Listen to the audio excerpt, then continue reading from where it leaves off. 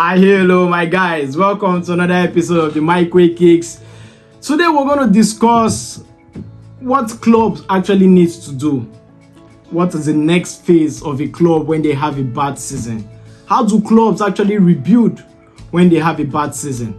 Now we are going to touch the list of things most big clubs actually do. Now we're talking about big club mentality because right now few clubs have actually had a bad season, and we are actually in the off season, in the summer rebuild phase, where clubs need to actually go into the market, get players, rebuild and do whatever they need to do to have a better season for next season. So what are the list of things clubs need to do as they go into the market to get new players? If you're new to this channel, please hit the like button. Please subscribe to this channel so that at least you can get content like this whenever I post like this, because if you don't subscribe right now, whenever I post, you might not get to see this channel again. So hit the like button, subscribe to this channel, hit the notification bell. Now let's get into it as quick as possible. Now when clubs actually go on a very bad form or in a bad season, things needs to be done. No club actually wants to go back or have a bad season like they used to or they have had in the previous season. So things needs to be done. And what are these things that needs to be done? Because every club wants to win trophy. Every club has a certain goals on an objective they've actually set for themselves for the season.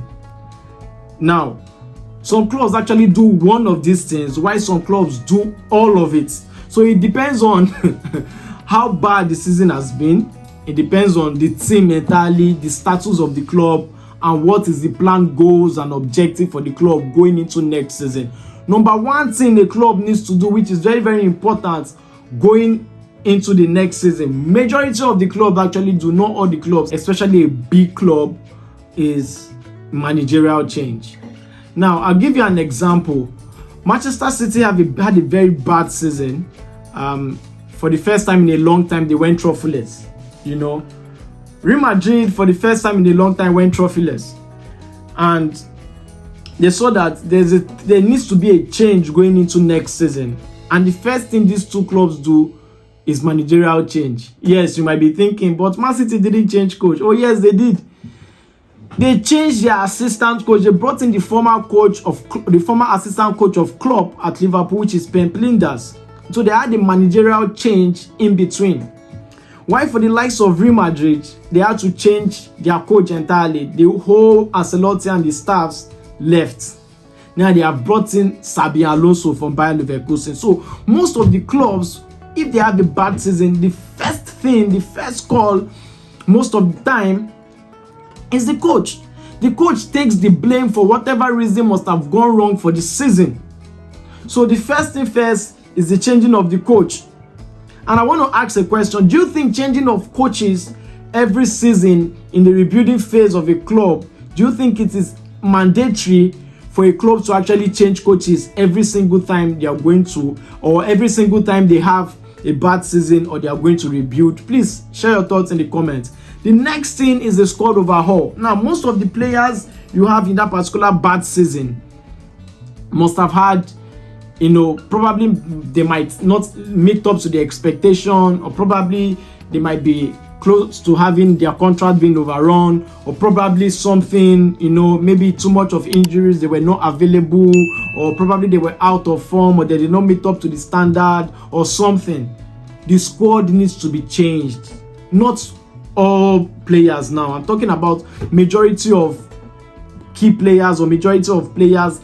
What I mean in essence is quality needs to be added to the squad. Thereby, they need to go into the market and buy players. What I mean in essence also, again, it is reinvesting in the squad in terms of players. You need to buy quality players. You need to buy good players in order for you not to have a bad season which you had. I'm going to make an example like I just did concerning the coaching changes. Now, Manchester City had a bad season coming from August to December, and what they did in January, they invested 180 million. The whole of the Premier League team invested 177 million, but Manchester City alone invested 180 million. Now, who did they buy? They bought Triez, they bought Kuzenov, they bought Mamouche to actually help them salvage the season. Now, they have seen that they need to change players. Some players are getting old, some players are getting out of contract, some players are not putting on numbers anymore, some players are not reinvesting in the squad, like they are not giving what they bought them for, like the likes of Jack Grealish and the rest. Some players are not stepping up, some players are not improving, some players are injured, some players are getting old, some players are running out of contract. So what did they need to do is to reinvest in the squad. And who did they go to buy now? They've bought Tijani Renders this season already. They are going to buy, they already bought Nuri. They're going to buy Cheki. After Cheki, they're also going to buy Livramento from Newcastle. So they are reinvesting in the squad. Now let me use Real Madrid as another example. Real Madrid right now has bought Hodgson. Real Madrid has bought Trent Alexander-Arnold.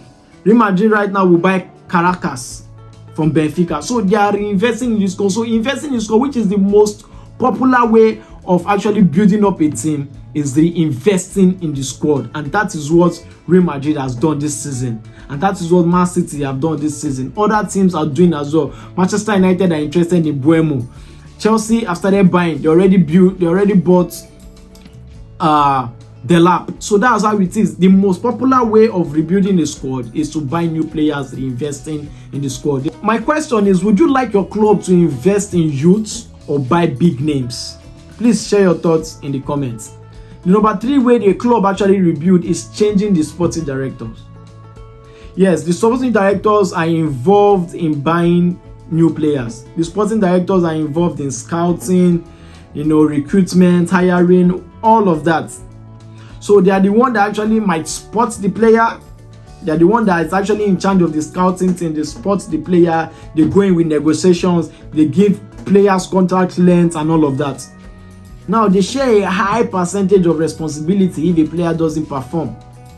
Yes, in as much as the player takes responsibility, the coach takes responsibility, also, the sporting directors also needs to be blamed, because you are going to buy a player who might not fit in the squad, who might not fit in the league, who might not give his all, or you are also responsible for players running out of contracts where you know fully well that that player is very, very important to the team, and you are letting him run out of contracts. You are also involved on making sure the player actually, perform to his uttermost or to the amount he is being bought for. In as much as the coach is involved, you are also responsible. So a sporting director can as well be changed if a player does not meet up to expectation. Now, as a fan, how long do you think you need to be patient for a club to actually rebuild? Please share your thoughts in the comments. Also, the number 4 things most clubs do in actually rebuilding is investing in youth, thereby investing in their academy. Clubs like La Masia did it. They brought Kubasi in, they brought Lemmy Lamal in, they brought so many young players from their academy in. When they saw that their club was going on a downward trajectory, they had to go back to La Masia, brought those players, mix it up with the experience, mix it up with players from another club, and it started working for Barcelona. Arsenal were doing that over the years with Wenger. PSG did that also this season. They brought very few players from their academy. So Ajax are doing it every season. So it is important to also look back at your academy. Chelsea did it with Reece James and others. Going back to your academy and picking players from your academy is very important, because those ones know the culture of the club. They understand the culture of the club. So it is very important also to look back at your academy and say, okay, this player, you understand what the core values, you understand what we are built for, come into the team. Now let's go to the last thing clubs usually do to rebuild. They change their mindset and mentality. And I'll give you an example. PSG, who just won the Champions League, they saw that the likes of Messi, Neymar, and Mbappe, Sergio Ramos wasn't working. The big names, they were not working in trying to achieve that very important thing, the varieties of this world. They weren't working in trying to achieve the Champions League, trying to win the Champions League. What did they do? They went on a rebuilding phase. They had to bring in a new sporting director, which I already mentioned, sporting director. They brought in a new sporting director. They had a change of coach just before Lionel Messi and Neymar and all of them left. Now, what did they do? They went in, they bought new players. those new players they brought were mainly youths, and they already had some experience in the squad. So what did they do? They changed the mentality of those players. According to what Luis Enrique said, as the coach of PSG, he said he told them that you guys are not superstars, because there is no superstar in this squad. The main superstars are the doctors in the hospitals. Those are the main superstars. Those are the people who saves life. For you guys are just fortunate to be being paid high, in doing what you love to do. But you guys are not superstars. So everybody should be treated with respect. Everybody should be treated with, on a level playing field. And that is what changed the mentality of that squad. Because at that time, everybody works. If you're going to attack, you fall back to defend. Everybody is treated equally. It has changed the mentality, and it gave them the mentality of the fact that if we do things together, if we play as a squad, no superstar, we can achieve our aim and objective, thereby winning the Champions League. And what did they do? They won the quadruple. They won the league, they won the domestic cups, and most importantly, their aim and objective, for the very first time, PSG won the Champions League. That is the change of mentality. That is the change of reset. That's the change of pattern I'm talking about. So if you do all these things, your pick, because most clubs don't do everything at once. So they have to pick, okay, are we changing the sporting director? Are we changing the coach? Are we buying more players? Are we investing in the squad? Are we buying youths and all of that? So once these things are being done, it can change the way a club actually see. It can change the club entirely going into next season. So let me ask you guys, which rebuild in the last 5 years has actually impressed you the most in football? Let me ask you one more question. Who would you like your club to sign in their next rebuilding phase? Share your thoughts in the comments, hit the like button, share this video. Until I come away again next time, please do not forget to subscribe. May your boy Mike Way stay cool. Cheers.